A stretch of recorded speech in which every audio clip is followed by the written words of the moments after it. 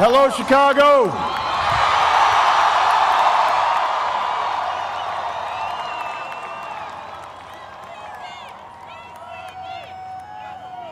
If there is anyone out there who still doubts that America is a place where all things are possible, who still wonders if the dream of our founders is alive in our time, who still questions the power of our democracy, tonight is your answer.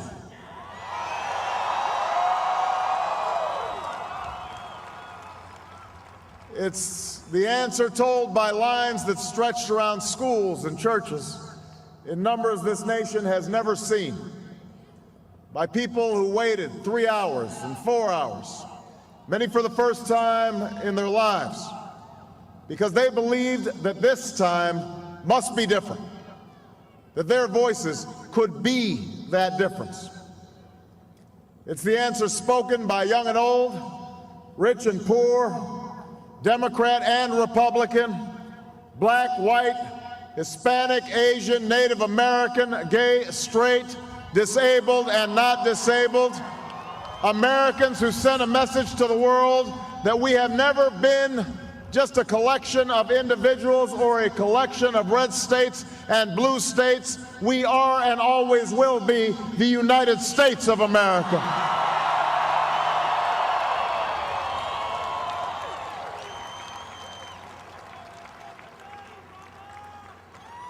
It's the answer that led those who've been told for so long by so many to be cynical and fearful and doubtful about what we can achieve, to put their hands on the arc of history and bend it once more toward the hope of a better day.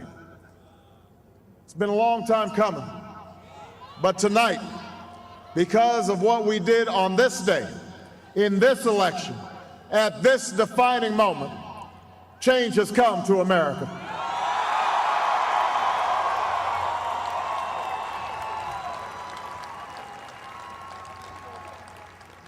A little bit earlier this evening, I received an extraordinarily gracious call from Senator McCain. Senator McCain fought long and hard in this campaign, and he's fought even longer and harder for the country that he loves. He has endured sacrifices for America that most of us cannot begin to imagine. We are better off for the service rendered by this brave and selfless leader. I congratulate him. I congratulate Governor Palin for all that they've achieved, and I look forward to working with them to renew this nation's promise in the months ahead.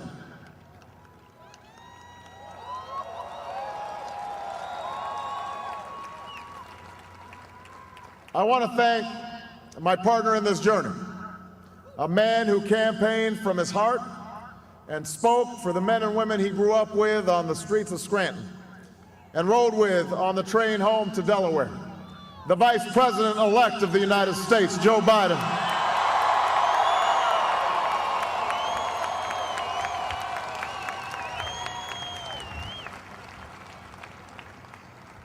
And I would not be standing here tonight without the unyielding support of my best friend for the last 16 years, the rock of our family, the love of my life, the nation's next First Lady, Michelle Obama.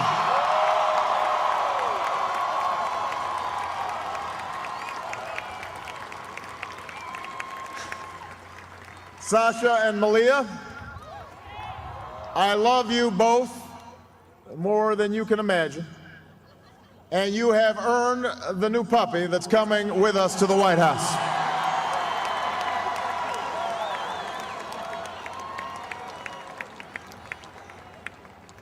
And while she's no longer with us, I know my grandmother's watching, along with the family that made me who I am.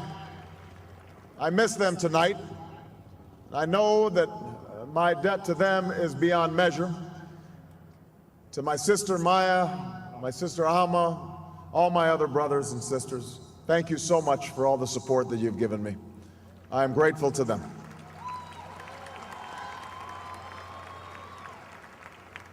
To my campaign manager, David Plouffe,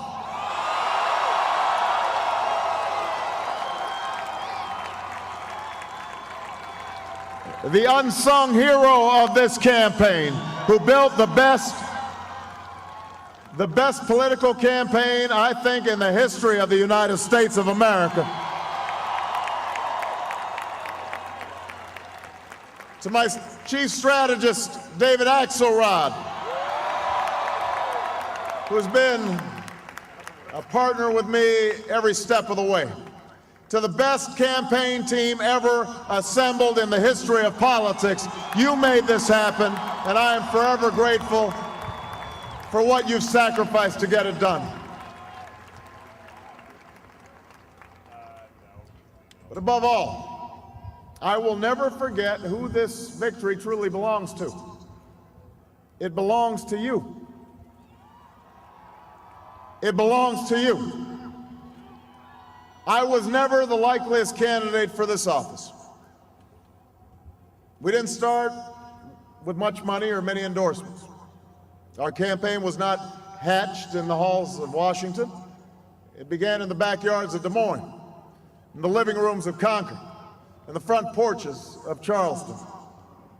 It was built by working men and women who dug into what little savings they had to give $5 and $10 and $20 to the cause. It grew strength from the young people who rejected the myth of their generation's apathy, who left their homes and their families for jobs that offered little pay and less sleep. It drew strength from the not-so-young people who braved the bitter cold and scorching heat to knock on doors of perfect strangers, and from the millions of Americans who volunteered and organized and proved that more than 2 centuries later, a government of the people, by the people, and for the people has not perished from the earth. This is your victory.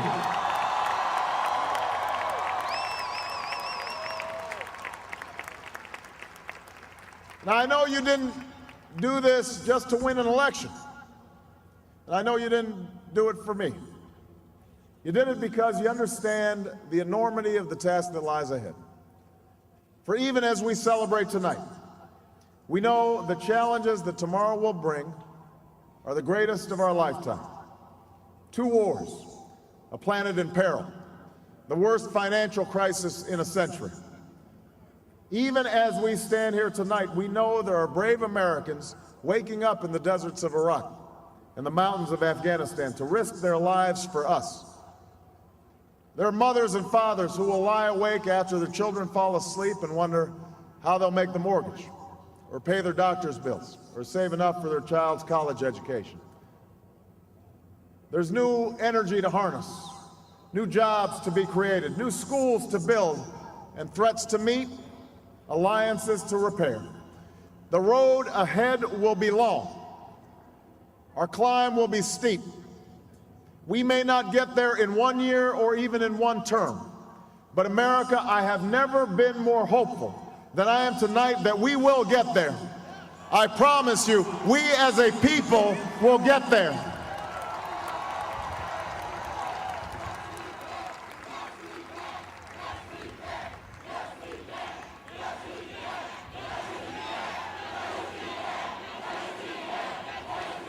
There will be setbacks and false starts.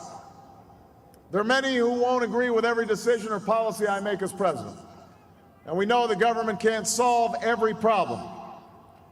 But I will always be honest with you about the challenges we face. I will listen to you, especially when we disagree. And above all, I will ask you to join in the work of remaking this nation the only way it's been done in America for 221 years. Block by block, brick by brick, calloused hand by calloused hand. What began 21 months ago in the depths of winter cannot end on this autumn night. This victory alone is not the change we seek. It is only the chance for us to make that change.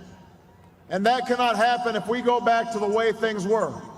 It can't happen without you, without a new spirit of service, a new spirit of sacrifice. So let us summon a new spirit of patriotism, of responsibility, where each of us resolves to pitch in and work harder and look after not only ourselves but each other. Let us remember that if this financial crisis taught us anything, it's that we cannot have a thriving Wall Street while Main Street suffers. In this country, we rise or fall as one nation, as one people. Let's resist the temptation to fall back on the same partisanship and pettiness and immaturity that has poisoned our politics for so long. Let's remember that it was a man from this state who first carried the banner of the Republican Party to the White House, a party founded on the values of self-reliance and individual liberty and national unity. Those are values that we all share. And while the Democratic Party has won a great victory tonight, we do so with a measure of humility and determination to heal the divides that have held back our progress.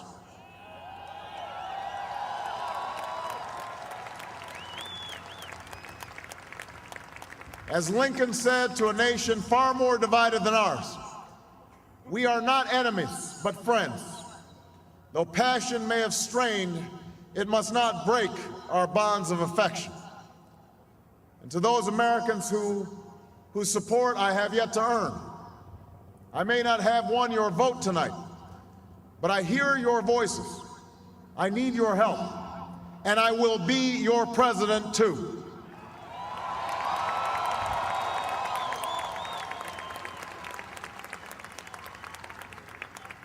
And all those watching tonight from beyond our shores, from parliaments and palaces, to those who are huddled around radios in the forgotten corners of the world, our stories are singular, but our destiny is shared. And a new dawn of American leadership is at hand.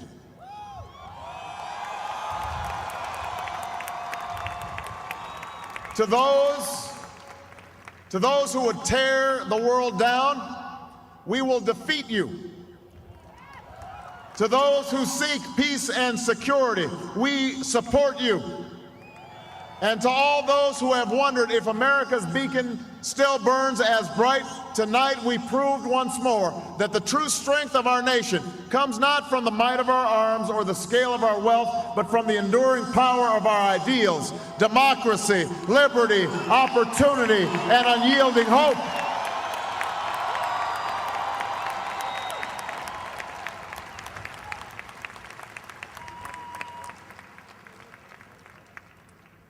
That's the true genius of America, that America can change. Our union can be perfected. And what we've already achieved gives us hope for what we can and must achieve tomorrow. This election had many firsts and many stories that will be told for generations, but one that's on my mind tonight is about a woman who cast her ballot in Atlanta. She is a lot like the millions of others who stood in line to make their voice heard in this election, except for one thing. Ann Nixon Cooper is 106 years old.